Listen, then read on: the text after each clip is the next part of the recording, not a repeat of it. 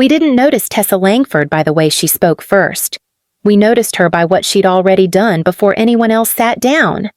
A suitcase zipped and waiting by the entryway. A passport tucked into the outer pocket like she didn't trust the house to stay calm around it. Tessa works in international consulting. The part that matters isn't the job title. It's the way she'd trained herself to be steady in rooms that reward the loudest person, and the way her own family treated that steadiness like it belonged to them. Here's where she takes over. My suitcase was standing upright by the front door, handle down, like it knew better than to get too comfortable. I could still smell the citrus cleaner my mom loved, the one that always made the whole house feel like a staged listing. Scottsdale heat was fading outside, but the kitchen was warm from the oven and the noise of everyone acting normal. Chicken's almost ready. Mom called, voice bright. Sit. Tess. Dad was already at the head of the table, scrolling on his phone like he was waiting for a meeting to start. Ryan leaned against the counter with a drink in his hand, watching me the way he used to watch the pantry door when we were kids, like he was timing it. I slid into a chair, set my phone beside my plate, and kept my hands under the table. I didn't want to reach for anything. Not yet. Ryan tipped his cup toward me. London, that's big. Yeah. My mouth felt tight around the word. Dad glanced up. Proud of you. Mom smiled too fast. We're all proud. Ryan's smile didn't match his eyes. I need a favor before you go. He didn't wait for a response. He just pushed off the counter and walked to the hallway like he expected me to follow. I stood, not because I wanted to, because my body still remembered the rules. In the hallway. He lowered his voice. I've got an investment thing. Quick flip, clean. I just need $75,000 to get in. I stared at him. He held my gaze like this was a test. Don't look like that. It's not a handout. I'll pay you back. Fast. Behind us, the kitchen clattered. Plates. Silverware. Mom humming like nothing had changed. My throat went dry. Where is this money going? Ryan.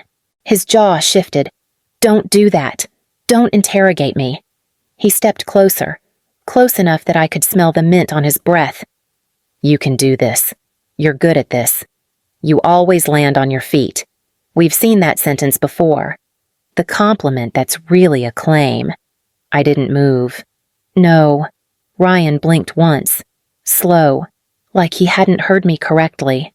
Dad's voice carried from the kitchen. Everything okay out there? Ryan raised his voice just enough. Tessa's deciding whether she wants to help her brother or not. Mom appeared in the doorway, wiping her hands on a towel. Sweetheart, just talk about it. Ryan's smile came back, thin and patient. Come on. Don't make this weird before her big trip. My suitcase sat by the door, still zipped, still waiting, and for the first time all night, it felt less like luggage and more like a line I wasn't supposed to cross. If you want to keep up with stories like this, staying subscribed helps them reach the people who need the words for what they've lived. Ryan didn't wait for me to agree to anything. He leaned his shoulder into the hallway wall like this was already settled. 75,000. He repeated, softer this time. In and out. Couple weeks. I crossed my arms, more to give my hands something to do than for warmth. You said that last time. That was different. He waved it off. Timing was off. I let a breath out through my nose. You said that about the time before that, too. His smile tightened. You keeping a ledger now. I'm keeping my life straight. He laughed under his breath and stepped closer, lowering his voice like we were conspiring. Look, I've got a guy, private backing, sports tech. It's legit. I just need liquidity to bridge it. I pictured his phone lighting up at odd hours, the way he'd started flinching whenever it buzzed, the missed calls he never returned in front of us. Who's the guy? I asked. Ryan's eyes slid away for half a second. You don't know him. Mom's towel brushed my arm as she passed behind us. Food's on the table. Don't let it get cold. Ryan nodded toward her like she was proof of something. See, nobody wants drama. I don't want drama either. Then help me." His voice dropped. "I've got people waiting. Monday's the cutoff. Waiting. How?" He straightened. "You don't need details." Dad's chair scraped against the floor in the kitchen. "What's the holdup?" Ryan answered before I could. "Tessa's being cautious." Dad sighed like that explained everything. "You always overthink." I looked at both of them. "I'm not wiring money I can't trace." Ryan's jaw flexed. "You're doing really well. Everyone knows that. This wouldn't even hurt you. That's not the point." He laughed again, sharp this time. "It never is with you." The room went quiet in that specific way it always did when I didn't fall into line. My suitcase sat by the door in my peripheral vision. Ready. Waiting. Ryan followed my gaze, then looked back at me, eyes darkening. "Don't leave me hanging," he said. Ryan waited like he expected me to soften if he gave it a few seconds. "I didn't. I'm not doing it," I said, voice steady enough that it surprised me. "Not this time." The words landed heavier than I meant them to. Mom stopped moving at the stove. Dad finally looked up from his phone. Ryan's mouth twitched. "You're serious?" "Yes." He laughed, but there was nothing easy in it. "Wow, you really picked tonight." Mom turned around, towel still in her hands. "Tessa." "Honey?" "He's stressed. You know how he gets." "I know," I said. "That's why I'm saying no." Dad pushed his chair back and stood. "Let's not blow this up. She's tired. Big trip tomorrow." Ryan shook his head slowly, eyes still on me. "You hear that? They get it. I get that you're asking me to fix something that isn't mine. That's not fair." Mom stepped closer, lowering her voice like we were sharing a secret.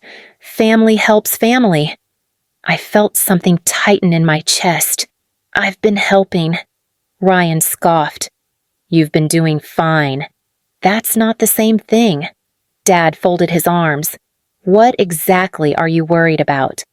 "I'm worried about where this money actually goes." Ryan's face hardened.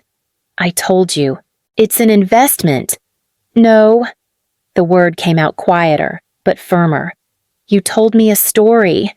The room went still. Even the oven fan sounded loud. Ryan took a step toward me. "You think I'd lie to you?" "I think you're desperate." Mom gasped like I'd slapped him. "Tessa." Ryan's smile vanished. "Say that again. I didn't move. I'm not giving you $75,000. Dad rubbed his temple. "You're being stubborn. I'm being careful." Ryan looked past me, toward the front door, toward my suitcase. His eyes lingered there a second too long. "You really going to walk out on us like this?" "I'm going to London for work." "Same thing." He shrugged. "You always leave when it gets uncomfortable." That one hit. I swallowed. "I leave because I have a life." Ryan's jaw clenched. "And I don't." "You do." I said. "It just isn't my job to fund it." Mom's voice trembled. "This is tearing the family apart." Ryan laughed again, sharp and humorless. "Hear that? You're tearing us apart." I looked at all three of them, at the way no one told him to back up, at the way my no had turned into a problem to manage. "I'm done talking about this," I said. Ryan's eyes went flat. "Then you're making a choice." "So are you." He nodded once. Slow. "Fine." He turned and walked toward the stairs. Not rushed, not angry, like he'd already decided what came next.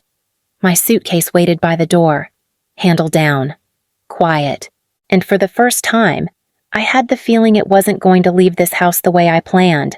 Ryan didn't stomp up the stairs. That was the part that scared me. He took them one at a time, hand on the railing, like he was heading to grab a jacket he'd forgotten. The sound of his steps was even, measured. "Ryan," Mom called after him. Her voice had that thin edge it gets when she's trying to keep things calm without actually stopping anything. He didn't answer. Dad glanced at me. "Give him a minute." "For what?" To cool off. I watched Ryan's back disappear at the landing. He's not cooling off.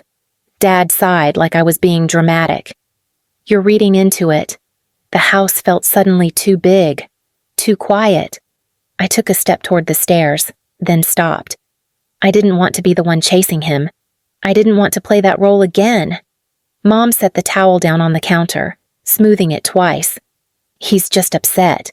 You know how he gets when he feels cornered. I didn't corner him. I just said no. From upstairs, a door opened, closed, opened again. Dad shifted his weight. Ryan, he called. Let's all take a breath. Something scraped. Not loud, just enough to notice. My stomach dropped. I moved toward the front door without really deciding to. My suitcase was still there, upright, exactly where I'd left it. I touched the handle, like I could ground myself that way. Mom followed me into the entryway. Sweetheart, please, don't escalate this. I'm not. Another sound from above, this one heavier. Dad walked to the base of the stairs. Ryan, knock it off. Footsteps crossed the landing. Slower now. Deliberate. I could picture it without seeing it. Ryan's hands on my suitcase. His jaw set. That look he gets when he thinks he's teaching a lesson. Ryan, I said, louder this time. He didn't answer. Mom's hand found my arm. Her grip was tight. He wouldn't. I pulled away. He would. The sliding door to the backyard was still open from earlier, letting in warm air that smelled faintly of chlorine. The pool lights were on, throwing ripples up the stucco walls. Upstairs, a shadow moved across the railing. Dad finally sounded uneasy. Ryan, put it down. I stepped outside, heart hammering, eyes fixed on the balcony above the courtyard. Ryan appeared, both hands gripping my suitcase like it weighed nothing. He looked down at me, expression calm, almost curious. Last chance, he said. Ryan didn't raise his voice. That was the strangest part. He shifted his grip on the suitcase, testing the weight like he was deciding whether it was worth the effort. The zipper was half open, one of my shoes already slipping out. Put it down. Dad called up. Sharp now. This isn't funny. Ryan glanced back over his shoulder, annoyed. I'm handling it. Mom stepped into the doorway behind me. Ryan, please. Not this. I moved closer to the edge of the courtyard, hands out without thinking. Ryan, stop. He looked at me then, really looked. There was something settled in his face, like he'd already crossed a line and didn't see any reason to step back. You had a chance, he said. I asked you straight. I gave you an answer. He smiled at that. Small, cold. You gave me a problem. The suitcase tipped forward. For a split second, it caught on the railing. I heard the fabric strain. Then it was gone. The sound it made when it hit the ground was wrong. Too loud, too final. The shell cracked open and everything spilled out. Clothes, a folder with my name on it, my toiletry bag bursting and rolling, little bottles scattering across the stone. Mom gasped. Dad swore under his breath. I stood there, chest tight, staring at the mess like my brain couldn't decide which piece to focus on. Ryan's hand came up again. He was holding my passport. Ryan, I said, my voice barely working. Don't. He leaned over the railing, balancing it on his fingertips. You don't get to walk away and leave me with this. I'm not leaving you, I said. I'm just not paying for it. He shook his head slowly. You never listen. Dad moved toward the pool. Give that to her. Now. Ryan ignored him. His eyes stayed on mine. If you don't know how to listen, he said evenly, you learn by losing things. And then he let go. The passport hit the water with a soft splash. Not dramatic, just gone. I took a step forward, shoes skidding on the tile, and dropped to my knees at the edge. The pool light caught the blue cover as it sank, curling slightly as it disappeared. Mom made a sound behind me, Sharp and broken. Dad stood frozen, hands at his sides. Ryan straightened, already stepping back from the railing. "We can talk when you're ready to be reasonable." I reached into the water without thinking. My fingers brushed nothing but warmth and chlorine. The cover was already drifting out of reach. I pulled my hand back and watched the water close over it. Behind me, no one said my name. I didn't sleep. Not because of the noise, because every time I closed my eyes, I saw the passport slip under the water again. Quiet, final. Morning came anyway. I stood in the kitchen with my phone pressed to my ear while the coffee went cold on the counter. The airline rep's voice stayed polite the whole time. "I'm sorry," she said. "Without a valid passport, we can't rebook you on an international flight." "I understand. There may be fees once you're able to reschedule." "I understand that too." I ended the call and leaned back against the counter. My suitcase was still outside, broken open where it had landed. I hadn't touched it yet. I didn't want to see what else was ruined. Mom hovered near the doorway. She'd changed clothes. Like that might reset the night. "You can get an emergency appointment," she offered. "I saw something online. It won't be in time." She nodded, lips pressed together. Ryan didn't mean for it to go that far. I looked at her. He knew exactly what he was doing. She flinched but didn't argue. Dad came in, keys in his hand. "We'll talk to him. I'm not asking you to." He paused. "You should have told us it was this serious." "I did." My voice stayed even. "You just didn't hear it." Another notification buzzed on my phone. An email from work. Short, careful, asking if I was still on schedule. I typed back with my thumbs resting on the counter. "Delay. Passport issue. Working on it." I hit send and felt something settle in my chest. Not relief. Something cleaner. Ryan didn't come downstairs. I walked past the entryway, grabbed my coat, and stepped outside. The air was already warm. The pool cover shimmered like nothing had happened. Mom called after me. "Where are you going?" "Away for a bit." Dad watched from the doorway. "We'll fix this." I shook my head. "You won't." I didn't raise my voice. I didn't need to. I got in my car and drove, leaving the suitcase where it lay. I sat at my dining table with my laptop open and a legal pad pushed off to the side, untouched. I didn't trust myself to write anything by hand yet. My fingers felt steadier on keys. Ryan's name filled my bank history more than I expected. Transfers I'd labeled things like groceries or temporary help. Payments spaced just far enough apart to feel manageable at the time. I scrolled back further, found the first one, then the next, then the pattern. My phone buzzed. Ryan's name. I let it ring. Another buzz. A text this time. "You seriously going to ignore me after last night?" I set the phone face down and opened another tab. Credit accounts. Shared access I'd forgotten I'd granted years ago because it was easier than saying no. The number at the bottom made my stomach drop. Not catastrophic. Just quietly dangerous. I made coffee I didn't drink and called the number my colleague had sent me months ago. Back when she'd joked I should keep a lawyer on speed dial. The voice on the other end sounded awake. Calm. I need to know what I'm exposed to. I told him. Family. Shared finances. He asked a few questions. Listened. Paused longer than I liked. "You've been acting as insulation," he said. "If you step away, things are going to surface." "That's fine. It won't feel fine." "I know." When we hung up, my phone lit up again. This time it was Mom. I answered, "I'm busy." Her breath came through the line sharp. "Ryan's upset. I imagine. He says you're cutting him off." I'm stepping back. That's the same thing to him. I closed my eyes. It doesn't have to be my problem.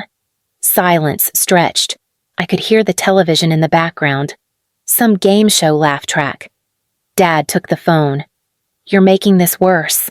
"I'm making it real." He exhaled hard. "You always do this." You pull away. I'm pulling out, I said. There's a difference. Another text from Ryan came through while we were still on the call. I can fix this if you just help me. I looked at the message, then at the spreadsheet on my screen. I'm done protecting him, I said quietly. Dad didn't answer. I ended the call, locked my credit, and signed out of every account my name didn't belong in. The room felt very still when I finished. Not peaceful, just honest. My phone buzzed again. I let it. Ryan showed up at my place 2 days later. I knew it was him before I looked through the peephole. The knock wasn't frantic. It was controlled, like he was trying to prove something. Open the door. He called. We need to talk. I stayed where I was, phone in my hand, camera already on. You shouldn't be here. A pause, then a laugh that sounded forced. You're really doing this. You did this, I said. My voice didn't shake. That surprised me. He knocked again, harder. You cut me off. Accounts, cards, everything. I stepped back. That's not the same thing. His tone sharpened. People are calling me. Real people. Then answer them. Silence. I could hear him shift his weight on the concrete. Mom's name flashed across my screen. Then Dad's. I didn't answer either. Ryan leaned closer to the door. You think you're better than me now. I think I'm done. He exhaled slow.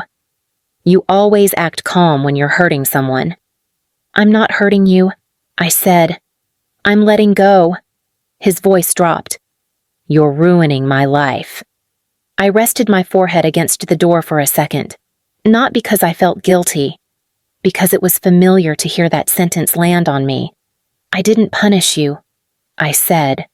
I stopped protecting you. He went quiet. The quiet stretched long enough that I wondered if he'd left.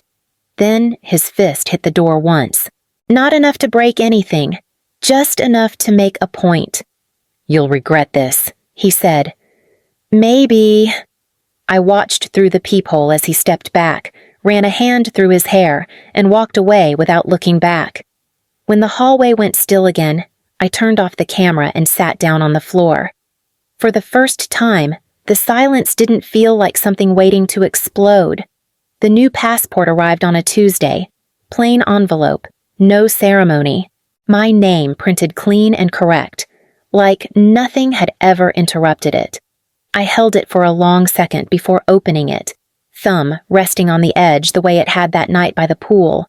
This one felt heavier, not because of what it meant to travel again, but because of what it meant to leave without asking permission. I didn't tell my parents I'd received it. I didn't tell Ryan either. There wasn't anything left to explain. Work came back slowly. A different project. A different city. No rush to prove anything. I packed a new suitcase the morning of my next trip, careful without being precious. Clothes folded, documents where I could find them. Passport in the inside pocket this time. At the airport, security waved me through after a quick glance at my photo. I walked to the gate with my phone in my bag, not checking for messages that weren't coming anymore. Ryan texted once that week, just my name. No punctuation. I didn't answer. Mom called a few days later. Her voice sounded smaller, like the house had finally gone quiet around her. We talked about neutral things. Weather. A neighbor's dog. When the conversation drifted toward him, I steered it back without comment. She let me. I noticed that I didn't replay the night in my head anymore. Not the drop. Not the splash. Not the silence after. Those memories had stopped demanding my attention. Standing in line to board, I realized something else. I wasn't bracing myself the way I used to. No tight shoulders. No rehearsed explanations.